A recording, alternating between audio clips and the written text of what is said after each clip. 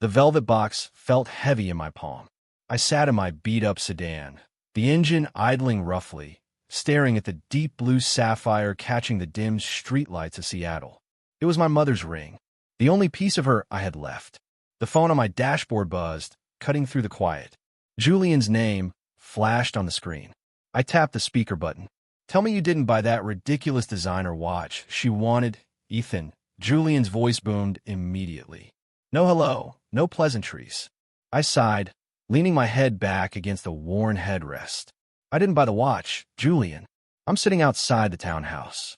I've got Mom's sapphire ring with me." A heavy silence fell over the line. "Ethan, please. Look at the numbers. Chloe is treating you like a personal ATM. You're funding a lifestyle she thinks you can barely afford. It's a game to her. She doesn't know about Vance Properties." I muttered, my thumb tracing the gold band. "She thinks I'm just a manager. She thinks I live paycheck to paycheck just like she does." "Exactly," Julian snapped. "And look how she treats you because of it. She constantly pushes your limits. If she knew we co-own half the residential blocks in this city, she'd drag you to the altar tomorrow. But right now, she's testing how much she can squeeze out of a struggling property manager." "I love her, Julian," I said, though the words felt heavier than usual tonight. "I have to believe she loves me, not the money we haven't told her about." "Just be careful," Julian sighed, his voice softening. "Don't sell yourself out, little brother. And do not let her touch Mom's ring unless you are absolutely sure." "I know. I'll talk to you tomorrow." I hung up before he could argue further. I pocketed the velvet box, stepped out of my sedan, and walked up the steps of the townhouse. The lease was in my name, paid entirely by my firm, but Chloe believed we were splitting the rent on a tight budget. The moment I pushed the door open, the scent of expensive lavender candles hit me. Chloe was pacing the living room, her eyes glued to her tablet. "Ethan, finally," she said, barely looking up. "You need to see this. The Plaza Lounge just sent over the quote for our engagement party. It's perfect." I set my keys on the counter. "The Plaza Lounge? Chloe, we talked about this. We agreed on a small, intimate gathering at the local bistro. We can't afford the Plaza." Chloe stopped pacing, her brow furrowing as she crossed her arms. "Intimate? Ethan, everyone who matters is going to be watching us. I can't just host a cheap dinner. The deposit alone is $8,000. $8,000. I stared at her, genuinely shocked. "That's almost 3 months of my salary, Chloe. Do you realize what you're asking?" "Oh, don't start with the budget speech again," she groaned, tossing her tablet onto the sofa. "You always do this. It's just a deposit. Can't you just ask your boss for an advance? Or take out a small personal loan? It's our engagement, Ethan. It's a once-in-a-lifetime event. A loan for a party?" I walked over to her, trying to keep my voice calm. "Chloe, listen to yourself. We're trying to build a future. We need to save for a down payment on a house, not throw away thousands on a single night to impress people we don't even like." "Impress people?" Her voice rose, sharp and defensive. "These are my friends. Liam's circle is going to be there. I will not look like the poor, struggling fiancé while everyone else is thriving." The mention of her ex, Liam, made my chest tighten. "Why does Liam's opinion matter so much to you?" "It's not just him," she snapped, turning away. "It's about standards, Ethan. You are so comfortable being average. You manage these luxury apartments all day. You see how wealthy people live, yet you're perfectly content coming home to this. Why can't you have some ambition? This townhouse is average." I looked around the beautifully furnished room, which my company owned and maintained. "I work 10 hours a day to make sure we have a roof over our heads, Chloe. I set boundaries because I care about our financial security." "No, you set boundaries because you're afraid to take risks," she said, stepping closer, her eyes flashing with anger. "If you really loved me, you'd find a way to make this happen. A real man figures out how to provide the dream. He doesn't just hand his fiancée a list of excuses." The words cut deep, leaving a cold, hollow ache in my chest. I stared at her, looking for any sign of regret on her face, but there was only stubborn pride. "Is that what you think a real man is?" I asked quietly. "An endless supply of cash." "Don't twist my words," she huffed, crossing her arms tightly. "I just want us to have a beautiful start. Is it so wrong to want nice things? It is wrong when you expect me to drown in debt to give them to you. I replied, my voice steady but dead. Fine, she cried, throwing her hands up. Forget the Plaza Lounge. But don't expect me to be happy about smiling in a cheap diner while everyone pities us. She turned on her heel and stormed up the stairs, slamming the bedroom door behind her. I stood alone in the quiet living room. Slowly, I pulled the velvet box from my pocket and opened it again. The sapphire stared back at me, cold and beautiful. I wanted to believe she loved me for who I was.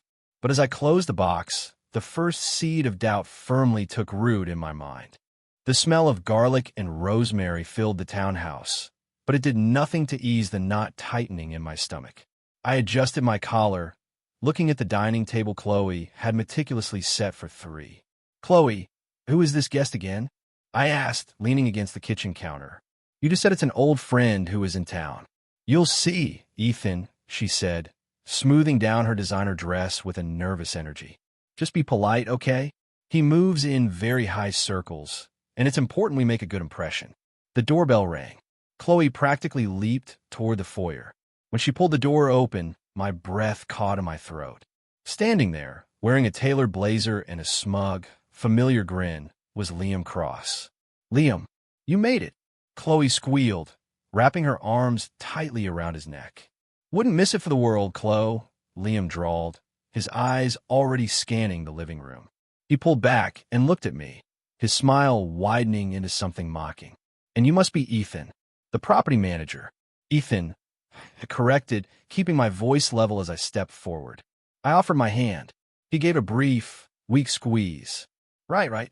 The guy who keeps the lights on, Liam said, chuckling as he walked past me, making himself right at home on our leather sofa. Nice place you got here. A bit cozy, but I suppose it's perfect for a starter budget. We like it, I said quietly, sitting down opposite him. Dinner was a slow, agonizing torture. Liam spent the entire time bragging. My fiancée, Sophia, her family owns half of the tech startups in Silicon Valley, he boasted, swirling his wine glass. The wedding is going to be at a private estate in Malibu. It's costing us a fortune, but hey, you only get married once, right? That sounds absolutely magical, Liam, Chloe gasped, her eyes shining with an admiration she had never once directed at me. I've seen pictures of that estate. It's gorgeous. It is, Liam agreed, turning his gaze back to me. So, Ethan, managing apartments must be quiet work. No real pressure, right? Just chasing tenants for rent. I couldn't do it. I need the thrill of high-risk investments. It has its moments, I said, my grip tightening on my fork. It takes a lot of organization to keep major properties running smoothly.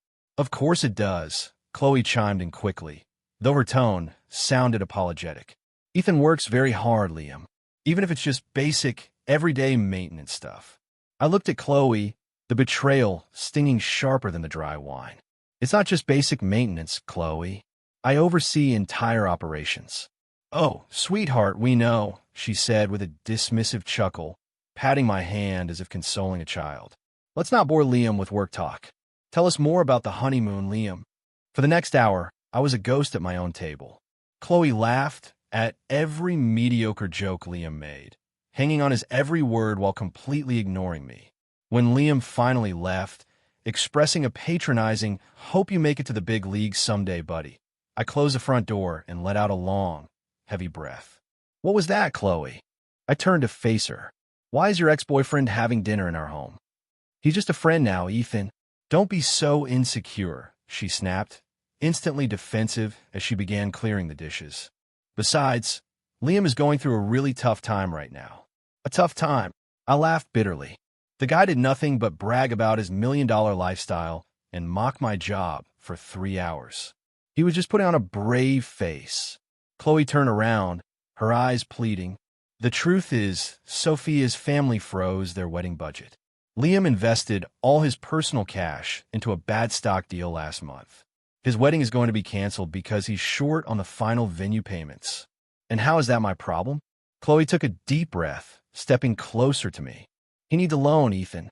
$30,000. Just to clear the final venue fees. He promises he'll pay it back as soon as his trust fund matures next quarter. I stared at her, completely dumbfounded. You want me to lend $30,000 to your arrogant ex-boyfriend? For his wedding? Yes. Please, Ethan, she begged, grabbing my hands. You must have some savings. Or you can use your company connections to get a low-interest loan. It would save his life. Are you insane? I pull my hand away. I don't have $30,000 lying around to throw at a man who just insulted me in my own house. And even if I did, the answer is absolutely no. How can you be so heartless? Chloe yelled, her face reddening. He is my friend, Ethan. If you can't even do this for me, what kind of partner are you? A partner who doesn't fund another man's wedding. I shouted back, my anger finally boiling over. You sat there and let him humiliate me tonight. You took his side, and now you expect me to bankrupt myself for him. You're just jealous because he's successful and you're not, she screamed, tears of frustration welling in her eyes. You're holding us both back with your pathetic, cheap mindset. If you don't help him, I will never forgive you. She slammed her wine glass onto the counter, shattering the stem, and ran upstairs, leaving me in the ruins of our dining room. My heart hammered against my ribs, cold and fast. The illusion was gone. I was staring at the truth, and it was terrifying. The morning sun brought no warmth into the townhouse. I stood in the kitchen, staring at the shattered wine glass still resting in the trash bin. My chest felt hollow, bruised by the echoes of last night's screaming match. Before I could even pour a cup of coffee, the front door clicked open. In walked Chloe's mother, Sarah Miller, carrying a designer purse like a shield. Chloe trailed closely behind her, her eyes swollen, but her chin held high in a posture of stubborn defiance. "Good morning, Ethan," Sarah said, her voice dripping with artificial sweetness as she sat at the kitchen island. "Chloe called me last night. We need to talk about this terrible situation." "There is no situation, Sarah," I said, keeping my voice flat. "I'm not lending $30,000 to Liam. That is my final answer." "Oh, Ethan, don't be so dramatic and rigid," Sarah sighed, waving her hand dismissively. "We are family, or at least we are about to be. Family means making sacrifices. Liam is practically a son to me, and he is a dear friend to Chloe. We cannot just watch his life fall apart over a minor setback." "A minor setback?" I scoffed, looking from Sarah to Chloe. "He spent his money on bad stocks, and now he wants me to pay for his luxury Malibu wedding? How is that my responsibility? It's about decency, Ethan." Chloe snapped, stepping forward. "You have the resources, or at least you can get them. But you'd rather watch us suffer and be embarrassed." "I'm not suffering, Chloe." "You are," I countered quietly. "And I don't have that kind of money just sitting around." Sarah leaned forward, her eyes narrowing slightly. "Well, we know you don't have the cash in a bank account, Ethan. But Chloe told me about that ring, the one your mother left you." A cold shock ran down my spine. My hand instinctively went to my pocket, though the sapphire was locked safely in my drawer upstairs. "What about my mother's ring?" "It's a vintage sapphire, Ethan," Chloe said, her voice cold and demanding. "I've seen the appraisal certificate in your drawer. It's worth at least $35,000. If you sell it, we can cover Liam's venue fees today." I stared at her, unable to believe the words coming out of her mouth. "You want me to sell my mother's ring? The only thing I have left of her? To pay for your ex-boyfriend's wedding? Why are you acting like this is a tragedy?" Chloe yelled, her frustration boiling over. "Your mother's gone, Ethan. She's been dead for 5 years. That ring is just sitting in a dark box doing absolutely nothing. How can you let a piece of metal and a dead woman's memory be more important than my happiness and our relationship?" The words hit me like a physical blow. The room seemed to lose its color. "A dead woman's memory?" I whispered. "Yes," Chloe screamed, stepping right into my face. "You are so unbelievably selfish. You're clinging to a ghost to avoid helping a living, breathing friend who is in desperate need. If my mother needed help, I would sell everything I own in a heartbeat. But you? You'd rather keep a useless heirloom than prove you actually care about our future." "Chloe, that is enough," I said, my voice dropping to a dangerous, icy whisper. "No, it isn't enough," she cried out, her face red. "You want to marry me, but you won't even make a real sacrifice. What good is that ring to your mother now? She's dead. She doesn't need it. Liam needs it. I need you to do this. If you don't sell that ring, you're telling me that your dead mother's jewelry matters more to you than I do. I looked at Chloe, really looked at her. For 2 years, I had made excuses for her selfishness, calling it ambition. I had tolerated her demands, calling them standards. But as she stood there, desecrating the memory of the woman who raised me, the blindfold fell. I felt no anger. I felt no urge to scream back. All I felt was a cold, absolute, and beautiful clarity. She did not love me. She did not even respect me. I was just a tool to be used, broken, and discarded. Sarah nodded in agreement with her daughter. She's right, Ethan. It is just a stone. Real men provide solutions. This is your chance to show us what you are made of. You're right, I said quietly. Chloe stopped breathing for a second, her eyes widening. What? I said. You're right. I repeated, forcing a calm, compliant smile onto my face. I looked directly into her eyes, hiding the utter disgust brewing in my chest. It is just a ring. If this is what it takes to make you happy and to save your friend, then I will do it. I will give you the ring. Chloe gasped, a triumphant smile instantly breaking across her face. Oh my God, Ethan. Really? You'll actually sell it. I will handle it. I lied smoothly, already feeling the heavy gears of my exit plan shifting into place. I need a couple of days to arrange the transaction and get the paperwork finalized. Just give me until the end of the week, and I will hand over the ring. I knew you'd make the right choice, Sarah said, standing up and patting my shoulder patronizingly. A real man always does what is necessary. Thank you, Ethan, Chloe said, wrapping her arms around my neck. Her touch, which used to warm me, now felt like ice against my skin. I knew you loved me. I'll call Liam right now and tell him the good news. Yes, I murmured, staring over her shoulder at the empty hallway. Tell him everything is going to be sorted out very soon. The glass doors of Vance Properties swiped open, and I walked straight past the reception desk. My chest felt tight, but my mind had never been clearer. I knocked twice on Julian's office door and stepped inside. Julian looked up from a stack of legal documents, his eyebrows rising in surprise. Ethan, what are you doing here? You look like you haven't slept in a week. I need your help, I said, closing the door firmly behind me and sitting in the leather chair opposite him. I need you to draft some papers for me. Julian slowly put down his pen. What kind of papers? An eviction notice, I replied, my voice dead and quiet. And an immediate lease termination. For my townhouse. Julian blinked, leaning back in his executive chair. Wait, the townhouse you share with Chloe? The one our firm owns? Yes, I said. I want her out. I want her mother out. And I want it done legally, cleanly, and without any loopholes. Can we execute a 3-day notice for a material breach of the lease terms? Or do we have to go through the standard 30 days?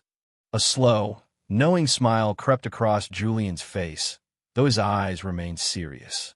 I knew this day would come, but I didn't think it would be so sudden. What did she do, Ethan?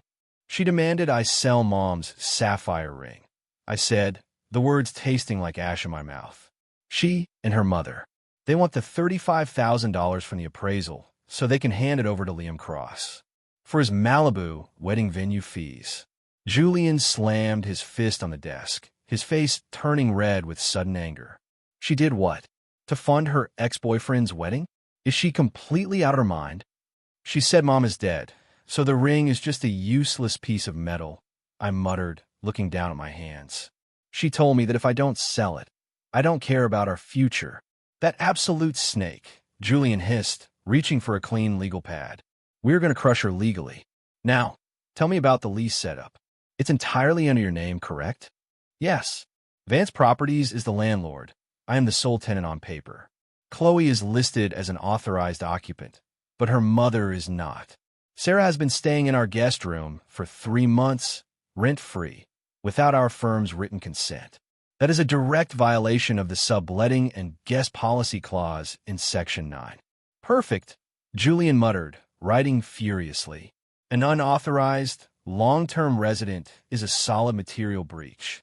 Since you co-own the property firm, you can sign off on the landlord's behalf. I will draft a formal 3-day notice to cure or quit. If she can't get her mother out in 3 days, which she won't. The lease is legally severed, and she faces immediate eviction. I don't want to give her a chance to cure it, Julian. I want a clean break. Then we execute the landlord's right to non-renewal and immediate termination based on the guest violation, and we pair it with your voluntary surrender of the tenancy. Since you are the sole leaseholder, if you surrender the lease, she has no legal right to remain on the premises. She becomes a trespasser. Julian looked up, his eyes softening. Are you okay, little brother? This is going to destroy her entire world. She tried to destroy mine, I said simply. She tried to erase the only memory I have of our mother for a man who openly mocked me. I am done being her safety net. I'm proud of you, Julian said softly. I'll have the formal notices ready by tomorrow morning. I thanked him and left the office. I needed to clear my head, so I decided to personally handle a routine maintenance inspection at one of our upscale apartment complexes downtown. As I walked down the carpeted hallway of the 5th floor, the door to apartment 504 opened. Maya, a quiet and polite young woman who had moved in 6 months ago, stepped out carrying a small box of recycling. Oh, good afternoon, Ethan, Maya said, a genuine, warm smile breaking across her face. Hi, Maya, I said, forcing a smile. Just doing a quick building walkthrough. Is everything okay with your unit? Did the maintenance team fix that kitchen faucet issue? Yes.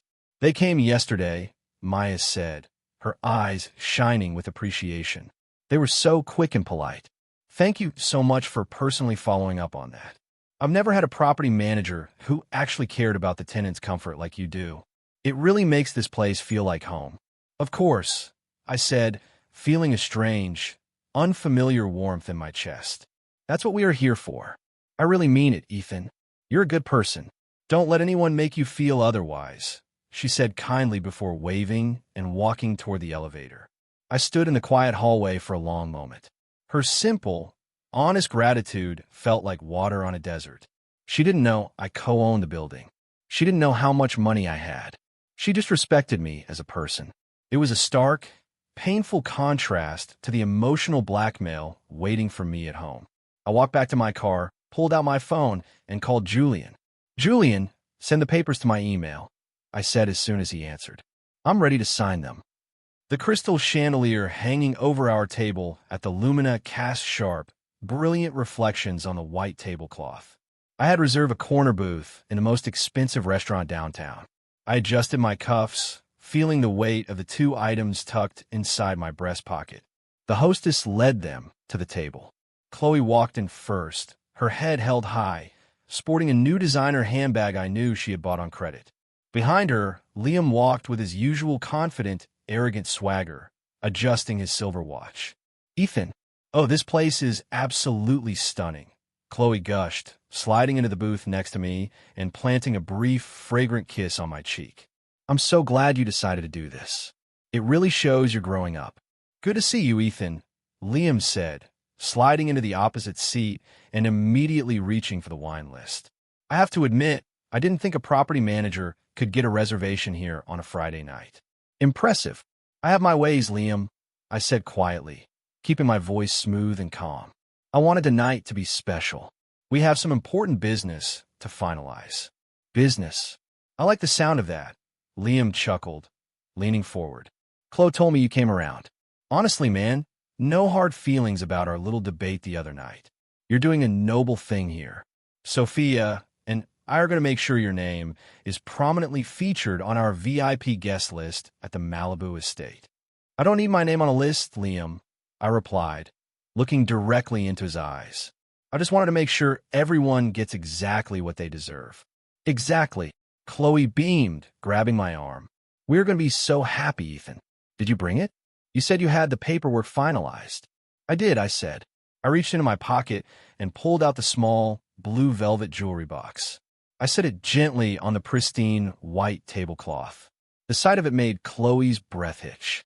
She immediately snatched it up, her fingers trembling slightly as she popped the lid. The deep blue sapphire caught the restaurant's warm light, sparkling beautifully. Oh my God, Chloe whispered, her eyes wide with greedy excitement. It's even more beautiful than I remembered. Liam, look, the cut is absolutely perfect. Liam leaned in, squinting his eyes with a cold, calculating look. Yeah, that's easily worth 35 grand. Maybe 40 if we find the right private buyer. Ethan, you really stepped up. This solves everything. I'm glad you think so, I said, my voice deadpan. Let me try it on just once. Chloe giggled, sliding the gold band on her ring finger. It's a bit big, but we can resize it before. Take it off, Chloe, I said. She paused, her smile freezing. What? Take the ring off and put it back in a box, I repeated. My voice was entirely flat, stripped of any warmth. Ethan, don't be weird. Chloe laughed nervously, though she slowly slid the ring off her finger and placed it back into the velvet container. We're celebrating. What's wrong with you? Nothing is wrong, I said. I reached into my breast pocket a second time and pulled out a thick, white legal envelope. I slid it across the table, placing it directly in front of her. I have one more thing for you. Chloe frowned, looking at the envelope. What is this? Is it the appraisal certificate for the buyer? Or a wedding card? Open it and read it, I said. Liam watched us, his smug expression fading into a look of mild annoyance. What's going on, Ethan? Stop playing games. We need to get this ring to the broker tomorrow morning. Chloe tore open the envelope and pulled out the folded document. I watched her eyes scan the top of the page. Slowly, the color drained from her face. Her lips parted, but no sound came out. Ethan, she whispered, her hands starting to shake. What is this? Why does this say eviction notice? Wait, what? Liam sat up straight, snatching the paper out of her hands. He squinted at the text. Notice to vacate, material breach of tenancy. Vance Properties. Ethan, what the hell is this joke? It's not a joke, Liam, I said, leaning back in my seat and crossing my arms. The townhouse is owned by Vance Properties. I am a co-owner of that firm. The lease is under my name alone. I am voluntarily surrendering my tenancy, which means the lease is legally terminated. Furthermore, you have had an unauthorized tenant, Sarah Miller, living in the guest suite for 3 months without the landlord's written consent. That is a material breach. You have 3 days to pack your things and leave. You own the townhouse? Chloe stammered, her voice cracking as she stared at me as if looking at a stranger. You co-own the entire company? But you told me you were just a manager. I'm a manager. I manage my own investments, I said coldly, and I don't share them with people who disrespect my mother's memory. Ethan, babe, please. I was just stressed, Chloe cried, reaching across the table to grab my hand, but I pulled it back. Tears were already streaming down her face. I didn't mean those things. We can talk about this. There's nothing to talk about, I said. Your 3 days start tonight. Liam's face turned bright red, his jaw clenching. He threw the paper back onto the table. You think you can just throw her out on the street? Who do you think you are? You can't do this. I can, and I already have, I replied, looking at Liam. And as for you, Liam, I've already sent a copy of this notice, along with your financial records regarding your venue debts, to Sophia's father. We do business together.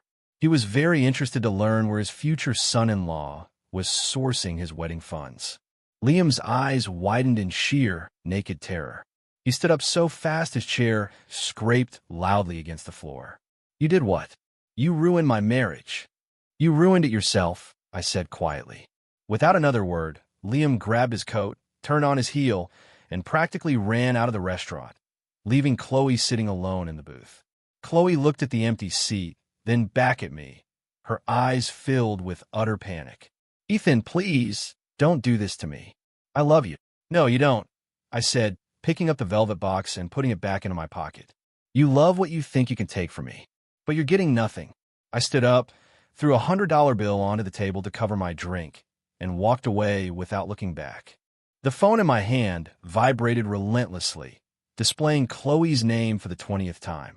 I stared at the screen, took a deep breath, and finally slid my thumb across to answer. Ethan, oh my God, please don't hang up. Her voice erupted, thick with tears and sounding completely frantic. You have to listen to me. I've been trying to reach you for days. You block me on everything. I am listening, Chloe, I said, my voice completely flat. You have exactly 1 minute. Ethan, please, this is all a huge misunderstanding, she sobbed, her breathing ragged. The thing with Liam, it was just a test. I wanted to see if you would stand up for us, to see if you really loved me enough to make a sacrifice. I never actually wanted you to sell your mother's ring. I let out a soft, bitter laugh. A test?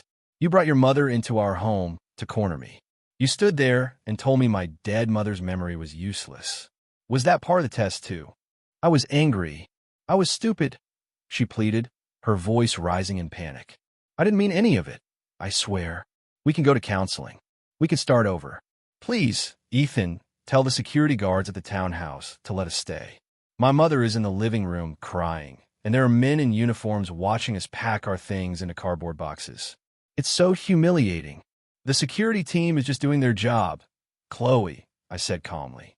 They're there to make sure Vance Properties' asset is vacated safely and without damage. You have 24 hours left on that notice. How can you be so cold? She shrieked, her tears turning into desperate anger. We were going to get married. You're a multimillionaire, Ethan. You own half this city, and you let me believe you were struggling. You lied to me. I didn't lie to you, Chloe. I lived within my means, and I waited to see if you loved me for who I was. I replied, staring out at the skyline from my new balcony. And you show me exactly who you are. You loved a bank account, and when you thought the account was empty, you tried to drain my soul instead. Please, Ethan, she begged, her voice dropping to a broken whisper. I love you. I don't care about the money. Just come home. Let's just talk in person.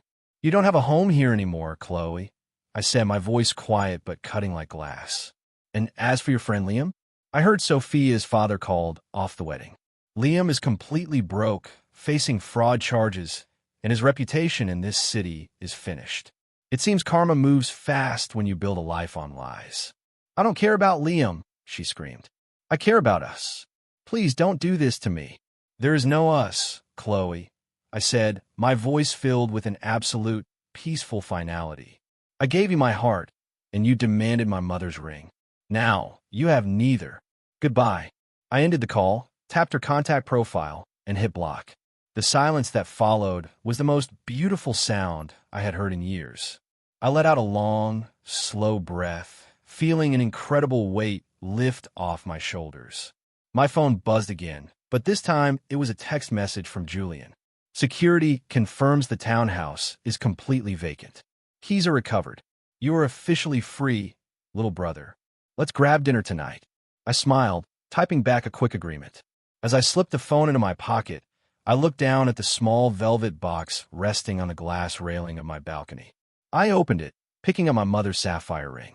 The afternoon sun hit the deep blue stone, sending brilliant, clean flashes of light dancing across my skin. For so long, I had carried the burden of trying to make someone happy who was entirely incapable of feeling gratitude. I had let myself be diminished, pushed to the edge, and insulted, all in the name of a love that was nothing more than a transactional illusion. But I had survived. I had stood my ground, protected the only piece of family history I had left, and walked away with my dignity entirely intact. The breeze off the water was cool and fresh, carrying the scent of salt and rain. I looked down at my new neighborhood. It was quiet, peaceful, and filled with a fresh start. Tomorrow, I would walk down to the property office. Maybe I would run into Maya again, or talk to the local business owners who greeted me with simple, genuine smiles every morning. I slipped the sapphire ring onto my pinky finger, just for a second, feeling the cool gold touch my skin. It felt like a promise to never let anyone make me feel small again. I walked back inside my apartment, leaving the sliding glass door wide open to let the fresh air fill the rooms. I didn't have to hide who I was anymore. I didn't have to calculate my boundaries or defend my grief. I was finally home, and for the first time in 2 years, I was completely, beautifully free.